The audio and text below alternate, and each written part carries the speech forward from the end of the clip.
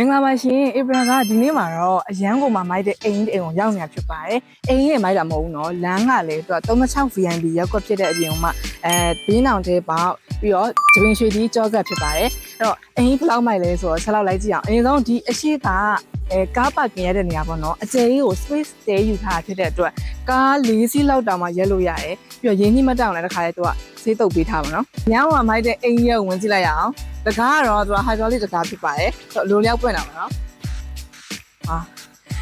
ပေကျဲကပေ40 60ဟိုမှာအိမ်ကလဲပေါ့နော်ဘေးဘက်ကိုသူက2ပေခွဲ3ပေလောက်ခြံပြီးတော့ဟိုဘက်ဒီဘက်အနောက်ကိုလည်းအဲ့လိုခြံပြီးတော့စောက်ထားတာပါသူအပြည့်နီးပါးဖြစ်သွားတယ်ပေါ့နော်ပြီးတော့ဒါကတော့ကားပတ်ကင်ဟိုမှာအထဲမှာ3စီးလောက်ထပ်ထည့်လို့ရအနေထားပေါ့နော်အပြင်မှာလည်း4စီးလောက်ရဲလို့ရတယ်အထဲမှာလည်း3စီးလောက်ထည့်လို့ရတဲ့အနေထားကိုသူကလုတ်ပေးထားပါတော့ပြီးတော့ဒါကားပတ်ကင်ရဲ့စီလင်လေးကိုလည်းကြည့်ပါဝါဟာအဲ့ကရဲ့အနေထားလေးဖြစ်ပါတယ်အဲ့ကမှာသူက stand aircon တစ်ခုကိုထားပေးထားပြီပေါ့နော်ပြီးတော့သူကဒီမှာ brain mount ကြီး brain mount တည်တယ်ဖောက်ထားပြီးတော့ဒီလိုမျိုးလေးလိုက်ကာလေးနဲ့တက်ပေးထားတာပါအလေဝင်လေးထားရောက်နေဆိုလို့ရှိရင်တော့ brain mount လေးဖွင့်လိုက်ပါနော်ပြီးတော့အဲ့ကမှာသူကဒီလိုဟာမျိုးကြီးလက်ထားပေးထားတယ်ဒါစာအုပ်ဒီပါတင်လို့လည်းရတယ်ပေါ့နော်ဒီလို answer ရင်းနဲ့ပြီးစီရင်ကိုလည်းကြည့်ပါအပေါ်မှာစီလင်နဲ့ဒီပန်းခွဲနီးဆိုင်လုပ်ပေးထားတဲ့ပုံစံကလည်းအရင်ဟိုမှာဒါ battery ဆန်နေပေါ့နော်အဲ့တော့အဲကန်ပြီးပါပြီအဲကန်ပြီးတော့ဒီနောက်ကဘာရှိသေးလဲဆိုတော့ဒါနောက်တစ်ခန်းပဲဖြစ်ပါတယ်ဒီမှာဒီလိုစနေထားပေးထားတာပါဒီမှာဆိုရင်တော့ဒါက window ကိုအကျယ်ကြီးတွားထားပေးထားတယ်ပေါ့နော်ဒါတော့ဘေးဘက်ပတ်ဝန်းကျင်ကိုမြင်အောင်လို့ပါပြီးတော့နေကမဆိုလို့ရှိရင်လည်း lighting လေးပါလေးရအောင်ပြီးတော့ isolation ခက်ကြည့်အရင်ကလာရင်ဆိုင်နေထည့်တတ်ပေးထားပါတယ်ဒါတော့ kitchen ပဲဖြစ်ပါတယ် kitchen ကအကျယ်ကြီးလုပ်ပေးထားတာဆိုတော့လေအိမ်ရှင်မကြီးပေါ့နော်အရင်အလုပ်ရှုပ်တဲ့အိမ်ရှင်မကြီးအတွက်ဆိုလို့ရှိရင်တော့ဆယ်ဝန်းနဲ့လှုပ်လို့ရတဲ့နေရာဖြစ်ပါတယ်အကြောင်းကတော့အိမ်လို့ရတယ်နော်ဒီ kitchen ကသူကကြွေပြားခင်းမိထားတယ်တိမ်လုံးကိုသူကပါကစ်ခင်းမိထားပြီးတော့ဒီ kitchen ကကြွေပြားခင်းမိထားပါတယ်ဒါကတော့အောက်ထပ်ရဲ့အောက်ဆုံးထပ်ရဲ့ master ခန်းဖြစ်ပါတယ်အဲ့ဒါစီလင်ကအရင်မိုက်တယ်ဗျာပြောရှင်ဒီမှာ air con တစ်လုံးထည့်ပေးထားတယ်ဒီလိုမျိုးလေးအရင်က pencil လေးထည့်ပေးထားပါတော့ light တင်အောင်လေး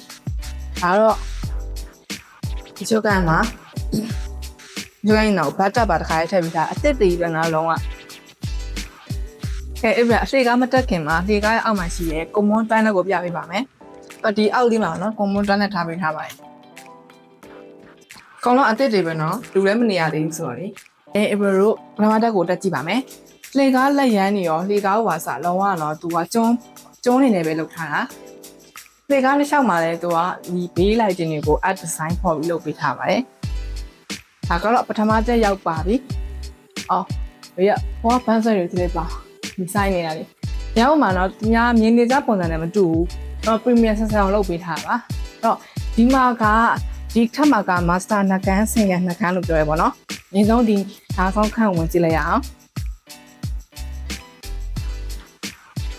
ဒါကအောက်ဒီဟိုပထမတက်က master ခန့်ဖြစ်ပါတယ် master ခန့်ဒီမှာ budget တွေရောအကုန်လုံး toilet တွေရော basin တွေရောအကုန်လုံးချက်တွေပါပဲပြီးတော့ဒီမှာ aircon တစ်လုံးလည်းပါသေးတယ်အခန်းတိုင်းမှာ aircon တော့ပါတယ်ပေါ့နော်အဲဒါနောက်တစ်ခန်းကကြတော့လောကရေချိုးခန့်အိမ်လာမပါတဲ့ single ခန်းမှာsingle ခန်းကိုလည်းဒီလိုလေးပေါ်ပေးထားတာနော်တော့မရော့သေးအောင်နော်အခန်းတစ်ခန်းစီတိုင်းပါလေလုပ်ပေးထားတဲ့ဒီဇိုင်းတွေကပြောရှင်single ခန်းပါလို့ရှိရင်ဒီလေကားရဲ့ကတ်ရဲ့အခန်းကလည်း single room လို့ပြောအောင်နော်ဒါကသူကဒီလိုမျိုးစင်လေးထားပေးထားဖို့ကြည့်ရလို့ရှိရင်တော့အိတ်ခန်းဆိုတာထက်ပေါ့နော်စာကြည့်ခန်းတို့ပါလို့လုပ်ရင်တော့ပိုတင့်တော်မယ်ခင်ဗျပြီးတော့သူကဒီအရှိရောက် runner ကိုလည်းဒီလိုမြင်ရတဲ့ဟာလေးပေါ့နော်အရှိရောက် runner လေးကိုလည်းမြင်ရတဲ့ပုံစံလေးဆိုတော့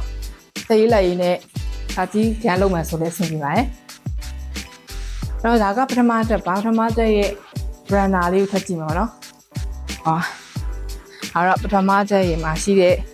runner ပါဒါပထမတက်ပြီးသွားပြီပေါ့နော် April တစ်ခုတန်ခဲ့တာဒီမှာဒီပထမတက်ကမှရှိရဲဒါ air gun ပေါ့နော် air gun စီလင်ရတော်တော်မိုက်တယ်နော်ပုံစံလေးကိုကြည့်တယ်ဒါ air gun ဒါပထမတက် air gun ပါဒါ brain mount တွေလည်းဖောက်ပေးထားရပါနော် နော်အဲ့ဆိုရှင်ဘယ်လိုဒုတိယတက်ကိုတက်ကြည့်ပါမယ်လက်ခဲ့ပေးပါအောင်နော်ဒီကားတိုင်းမှာတော့ဒီလိုမျိုးတွေအဒီဇိုင်းနဲ့လုပ်ပေးထားရရောနော်ဒါဒုတိယတက်လေးကိုရှင်းပြပေးပါမယ်ဒုတိယတက်ရောက်ပါပြီဟုတ်ဒုတိယတက်မှာကျန်လှေကားမှာသူထားပေးထားတဲ့ဒီပန်းဆွဲဒီဇိုင်းနီးဆိုင်ပေါ့နော်ရန်ကိုမှလှရပါတယ်ပြီးတော့သူစီလင်တွေအကုန်ထည့်ပြီးသားပြီးတော့ထားဒီမှာက solar system နဲ့ဒီမှာ inverter တွေပါပါတယ်ပြီးတော့အထက်တိုင်းမှာလည်းသူကဒီ breaker တက်ပေးထားပါတော့အဲ့တော့သိချရတယ်ဒီမှာပါတယ်ပေါ့နော်ဒါဝင်ချင်းမှာအပေါ်တက်စီမှာတွေ့ရမယ် master gun ဖြစ်ပါတယ် master gun ကတော့အထက်တိုင်း master gun ပုံစံတူတူပါပဲဒီ cylinder ထပ်ပြီး cylinder နဲ့ lighting ထပ်ပြီးထားတာပဲတိတ်မတူတာပေါ့နော်ပြီးတော့ဒီအပေါ်တက်ရဲ့ master gun မှာဘတ်တက်တော့မပါပါဘူးပေါ်ဆုံးထက်ရဲ့ဒါလေး master နောက်တစ်ခန်းပဲပေါ့နော်ဒီနောက်တစ်ခန်းမှာလည်းဒီလိုပဲဘတ်တက်တော့မပါဘူးဒီဒုတိယတက်ရဲ့ master ခန်းမှာတော့ဘတ်တက်တော့မပါဘူးပေါ့နော်နိုးလာဒါပေမဲ့ရေဘူးရေးနဲ့ပါပါတယ်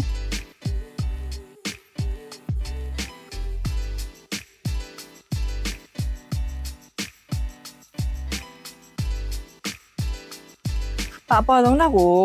သူကလေးသားဆောင်ပေါ့နော်လေးသားဆောင်ကဒီလိုမျိုးကြောင်လင်းလေးကားနဲ့ထားပေးထားတာပါဒီအိမ်လုံးရဲ့အသက်က